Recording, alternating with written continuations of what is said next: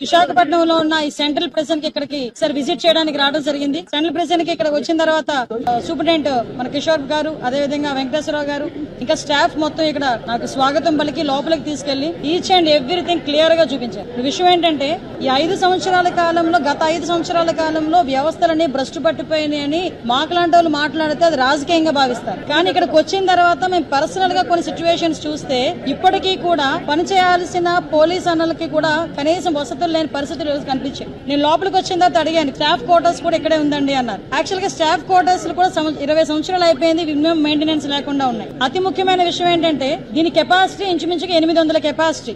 లోపల ప్రిజన్స్ లో ఉన్న ఖైదీలు ఎవరైతే ఉన్నారో వాళ్ళు 800 మంది వరకు ఉండొచ్చు. కానీ పెరిగిన నేరాల దృష్ట్యా అనుకోవాలో లేకపోతే వాట్ ఎవర్ ఇట్ మేబీ ఏం జరిగినా 2000 మందికి పైగా ఈ రోజు జైల్లోని అక్కడ ఉండడం పరిస్థితి.